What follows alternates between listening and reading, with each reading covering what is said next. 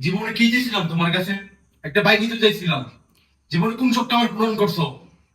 কেন যে পরিবারে জন্ম নিতে এলাম?